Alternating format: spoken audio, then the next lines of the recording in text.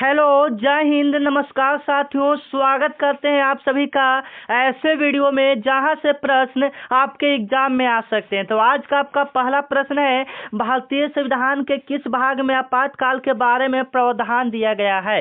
MTS खुद कहता है कि मैं संविधान से एक प्रश्न आपके एग्जाम में पूछूंगा, ठीक है। तो इस प्रश्न का क्या जवाब आना चाहिए, भारतीय संविधान के किस भाग में आपातकाल के बारे में बताया गया है। तो भाग 18 में, ठीक है, भाग 18 में। जैसे में और भी प्रश्न संविधान से बनता है, जैसे में संविधान का आत्मा किस अनुच्छेद को कहा जाता है। तो अनुच्छेद 32 को संविधान का आत्मा कहा जाता है। अनुच्छेद 32 को हम लोग क्या कहते हैं, संविधान का आत्मा कहते हैं, ठीक है। इसी के साथ और पूछता है कि संविधान का जो आपातकाल लगा था वह किस अनुच्छेद के अंदर लगा था। जो आपातकाल लगा था भारत में पहली बार जो आपातकाल लगा था वह संविधान के किस अनुच्छेद के अंतर्गत लगा था। तो 352 अनुच्छेद के अंतर्गत भारत का पहला आपातकाल 1962 ईस्वी में लगा था, ठीक है। याद रखिएगा, भारत का पहला आपातकाल कब लगा था, 1962 ईस्वी में लगा था। क्यों लगा था, क्योंकि इस समय भारत एवं चीन का युद्ध हुआ था। क्योंकि इस समय क्या हुआ था, भारत चीन का पहला युद्ध हुआ था। भारत चीन का पहला युद्ध 1962 ईस्वी में हुआ था, ये भी याद रखिएगा, ठीक है। चलिए, सेकंड नंबर आपका प्रश्न आ रहा है कि ताप्ती नदी का उद्गम स्थल क्या है। ताप्ती नदी का उद्गम स्थल क्या है। उद्गम स्थल से भी एक प्रश्न आपके एग्जाम में देखने को मिलेगा, ठीक है। याद कर लीजिएगा कौन सा नदी कहाँ से निकलता है। कुछ इंपोर्टेंट नदी के यहाँ पर नाम हम बताएंगे, उसको याद कर लीजिएगा, जो कि आपके एग्जाम में एक प्रश्न डालेगा, ठीक है। ताप्ती नदी सबसे पहले याद कर लीजिएगा, क्योंकि यह 2019 का सवाल है, आपके एग्जाम में आने का 100% चांस है, ठीक है। इसको देख लीजिएगा अच्छे से। ताप्ती नदी का उद्गम स्थल किस राज्य से होता है, मतलब किस राज्य में है। तो वो मध्य प्रदेश में। याद रखिएगा, ताप्ती नदी कहाँ से निकलती है, मध्य प्रदेश से। बी ऑप्शन इसका क्या हो जाएगा, राइट हो जाएगा। एक दो और नदी हम बताते हैं, जैसे में गंगा नदी भी यहाँ पर हो जाता है, गंगा नदी भी हो जाता है। ऐसे गंगा नदी तो सिंपल है, नहीं डालेगा, लेकिन फिर भी इसका जवाब आप लोग कमेंट में बताइएगा, गंगा नदी कहाँ से निकलती है, ठीक है। साथ में मानसरोवर नदी, यानी मानसरोवर झील भी आप उसको बोल सकते हैं। मानसरोवर झील भी कभी कभी डाल देता है कि मानसरोवर झील का उद्गम स्थल कहाँ से है, ठीक है। तो इसको भी कमेंट में बताइएंगे। तब तथा सोन नदी कभी कभी डाल देता है। सोन नदी एक बार पिछली बार डाला गया था, ठीक है। सोन नदी का उद्गम स्थल क्या है, ठीक है, ये भी कमेंट में बता देंगे, ठीक है। तो गंगा वाला तो सभी कोई को पता होगा। चलिए, मानसरोवर वाला हम बता देते हैं। मानसरोवर नदी यानी मानसरोवर झील का उद्गम स्थल तिब्बत से हुआ है, ठीक है, याद कर लीजिएगा। साथ में गंगा नदी की टोटल लंबाई कमेंट में जरा मारिएगा, देखते हैं कितने बच्चे इसका राइट आंसर दे पाते हैं, ठीक है ना। कहते हैं ना कि माँ तेरे पसीने के हर एक बूंद को, कि माँ तेरे पसीने के हर एक बूंद को मोती सा चमकाऊंगा, तू सपने बड़े देखना, उसे मैं पूरा करके दिखाऊंगा, ठीक है। मतलब आपको इतना मेहनत करना है कि इस बार इसको एग्जाम को निकाल लेना है, ठीक है। अगर आप मेरे साथ पढ़ाई करते हैं तो मैं वादा एवं आपको विश्वास दिला रहा हूं कि यहाँ से जो भी प्रश्न आपको बताएंगे 4-5 प्रश्न आपके एग्जाम में देखने को मिलेगा। पहले ही हम क्लियर कर देते हैं, ठीक है, क्योंकि जो भी प्रश्न बता रहे हैं पिछले साल का प्रश्न पत्र बता रहे हैं, ठीक है।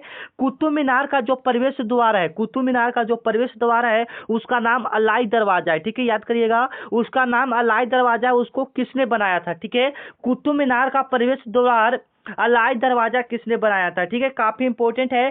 कुतुब मीनार का प्रवेश द्वार अलाई दरवाजा किसने बनाया था, सभी को पता होना चाहिए। 2021 का सवाल है, ठीक है। तो अलाउद्दीन खिलजी ने बनाया था, याद रखिएगा। सी ऑप्शन इसका क्या हो जाएगा, बिल्कुल राइट हो जाएगा, ठीक है। तो नए हैं तो चैनल को अभी सब्सक्राइब कर लीजिए, क्योंकि यह चैनल आपके रिजल्ट का क्या बनने वाला है, साथी बनने वाला है। यहाँ से आपका रिजल्ट भरपूर मिलता है, ठीक है ना। यहाँ से जो भी प्रश्न बताएंगे आपके एग्जाम में आएगा, ठीक है। और आपको फ्री पीडीएफ इस क्लास का देने वाला है। जो क्लास अभी आप देख रहे हैं इसका फ्री पीडीएफ मिलेगा, बाद में अभी हम बताते हैं। सबसे पहले क्लास को हम पूरा करते हैं, ठीक है।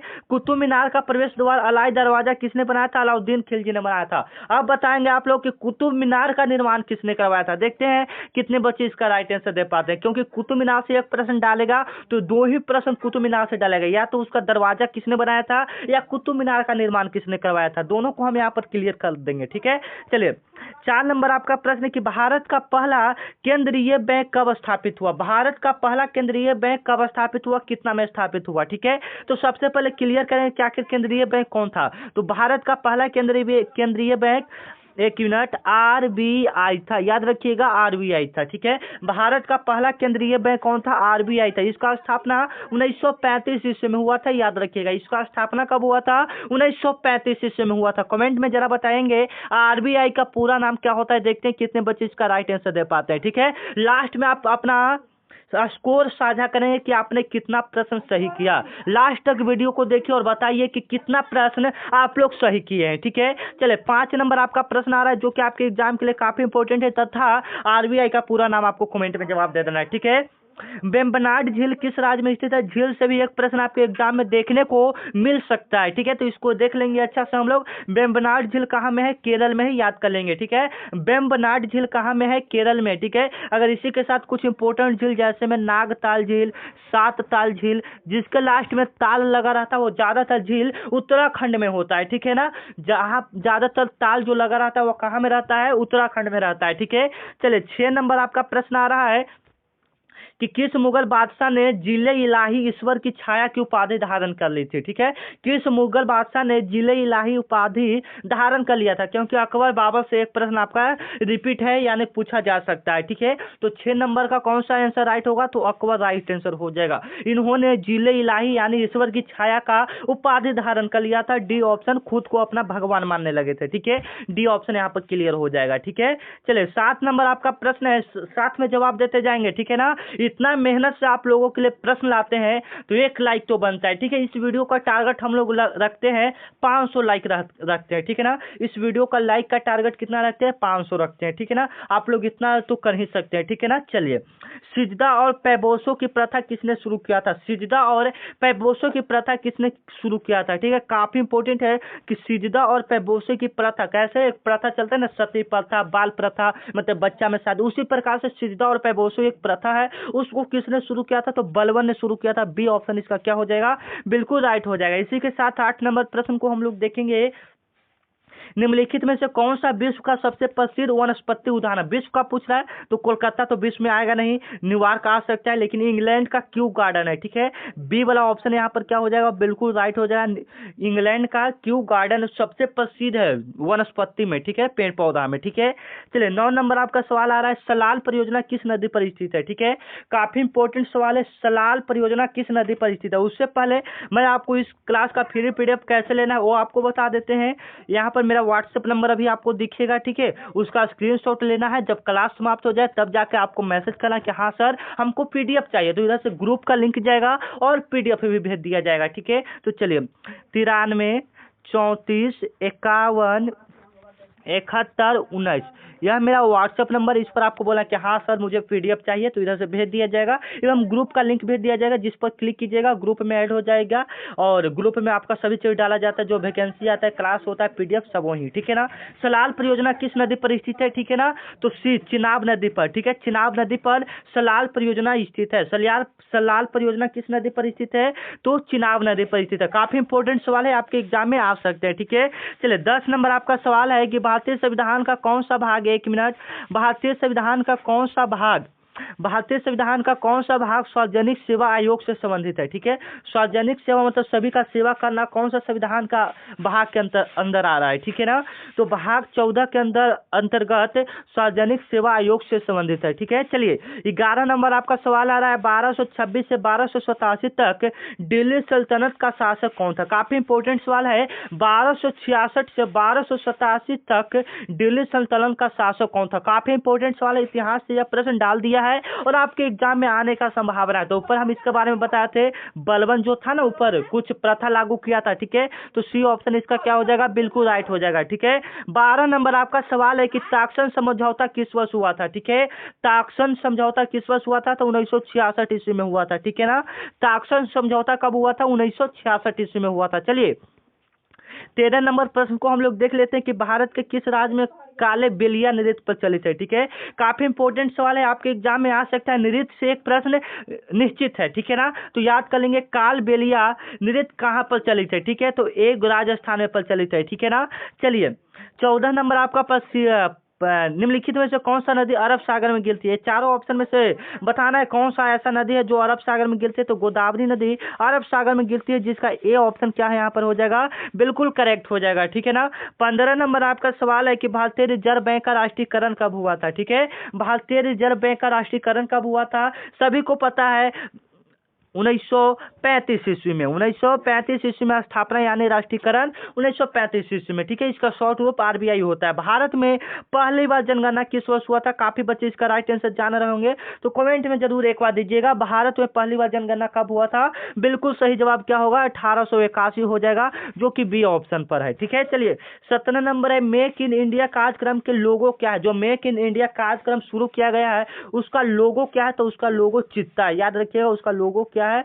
चित्ता है, ठीक है ना, चित्ता। चलिए भारत का सबसे ऊंचा जलप्रपात कौन है? भारत का सबसे ऊंचा जलप्रपात कौन है? तो जोग जलप्रपात है, याद रखिएगा, ए ऑप्शन इसका क्या हो जाएगा? बिल्कुल राइट हो जाएगा। भारत का सबसे ऊंचा जलप्रपात जोग जलप्रपात है, ठीक है। 19 नंबर आपका सवाल है, प्लासी का युद्ध कब हुआ था? प्लासी का युद्ध कब हुआ था? 1757 इसमें हुआ था, याद रखिएगा। साथ में बक्सर का युद्ध कब हुआ था? ये भी कमेंट में मारिए तो जरा। और पानीपत का प्रथम युद्ध कब हुआ था? तीनों को लिखना है कमेंट में, ठीक है। चलिए भारतीय संविधान का कौन सा अनुच्छेद जीवन का अधिकार प्रदान करता है? कौन सा अनुच्छेद है जो आपको जीवन का अधिकार प्रदान करता है? 20 नंबर का कौन सा राइट आंसर होगा? तो अनुच्छेद 21 है। अनुच्छेद 21 के अंतर्गत आप मन पसंदीदा औरत से शादी कर सकते हैं, ठीक है, अनुच्छेद 21 के अंतर्गत, ठीक है। चलिए 21 नंबर आपका सवाल है, किस ग्रह को लाल ग्रह के नाम से भी जाना जाता है? काफी बच्चे इसका आसान जवाब दे पाएंगे, ठीक है, जवाब दीजिए कमेंट में। रेड प्लेनेट हम लोग किनको कहते हैं? रेड प्लेनेट हम लोग किसको बोलते हैं? सभी को पता होगा, जवाब दीजिए, ठीक है। चलिए 22 नंबर सवाल है, मोहिनी अट्टम नृत्य किस राज्य से संबंधित है? मोहिनी अट्टम नृत्य किस राज्य से संबंधित है, ठीक है ना, तो याद रखिएगा शायद केरल से हो जाएगा, ठीक है ना, हाँ केरल से सही हो जाएगा, ठीक है ना। चलिए महात्मा गांधी जी ने दांडी मार्च का शुरुआत कहाँ से किए थे? दांडी मार्च का शुरुआत कहाँ से किए थे? साबरमती आश्रम से शुरू किए थे 12 मार्च 1930 ईस्वी में। 12 मार्च 1930 ईस्वी में महात्मा गांधी जी ने दांडी मार्च यात्रा का शुरू किए थे, ठीक है। चलिए 24 नंबर आपका सवाल है कि भारत का सबसे बड़ा रेगिस्तान कौन सा है, ठीक है। भारत का सबसे बड़ा रेगिस्तान कौन सा हो जाएगा बताइए? थार रेगिस्तान, गोभी तो पूरा विश्व का हो जाएगा, ठीक है ना। 25 नंबर सवाल, हरित क्रांति का जनक किन्हें माना जाता है? एम एस स्वामीनाथन को माना जाता है। 1965 ईस्वी से 66 ईस्वी के बीच हुआ था, जिसमें सबसे ज्यादा प्रभाव किस पर पड़ा था? तो गेहूं पर पड़ा था, ठीक है। 26 नंबर आपका प्रश्न है कि नील दर्पण नाटक के लेखक कौन है, ठीक है। नील दर्पण नाटक के लेखक कौन है? तो दीनबंधु मित्र हैं, याद रखेंगे, दीनबंधु मित्र हो जाएंगे, ए ऑप्शन इसका क्या हो जाएगा? बिल्कुल राइट हो जाएगा, ठीक है। 27 नंबर आपका प्रश्न है कि किस धातु को चांदी के समान धातु कहा जाता है? चांदी के समान सफेद धातु कहा जाता है, तो प्लेटिनम को कहा जाता है, याद रखिएगा, ठीक है। चलिए सही है ना, हाँ सही है। 28 नंबर आपका सवाल है कि भारत का सबसे बड़ा नदी द्वीप मांजुली किस किस नदी पर स्थित है, ठीक है। काफी इंपॉर्टेंट सवाल है, तो ब्रह्मपुत्र नदी पर स्थित है, ठीक है ना। चलिए 29 नंबर सवाल है, भारत छोड़ो आंदोलन किस वर्ष शुरू हुआ था, ठीक है। भारत छोड़ो आंदोलन किस वर्ष शुरू हुआ था? तो 9 अगस्त 1942 ईस्वी में यह शुरू हुआ था, ठीक है। 9 अगस्त 1942 ईस्वी में शुरू हुआ था, ठीक है ना। 9 अगस्त 1942 ईस्वी में शुरू हुआ था, महात्मा गांधी जी के द्वारा शुरू किया गया था। इसे महात्मा गांधी जी ने करो या मरो का नारा दिया था, ठीक है। चलिए 30 नंबर आपका प्रश्न, निम्नलिखित में से कौन सा कोशिका का पावर हाउस कहलाता है? माइटोकॉन्ड्रिया कहलाता है, ठीक है। अब आप लोग बता सकते हैं कि आप लोग का 50 में से टोटली कितना क्वेश्चन सही हुआ, 50 में से कितना क्वेश्चन सही हुआ, ठीक है। और जाते जाते बस मैं आपसे इतना कहना चाहूंगा, चैनल का नाम याद रखिएगा, उम्मा जी के ट्रिक, चैनल को सब्सक्राइब कर लीजिएगा, क्योंकि यह चैनल आपका साथी बनने वाला है, ठीक है। मिलते हैं नेक्स्ट वीडियो में, तब तक के लिए जय हिंद।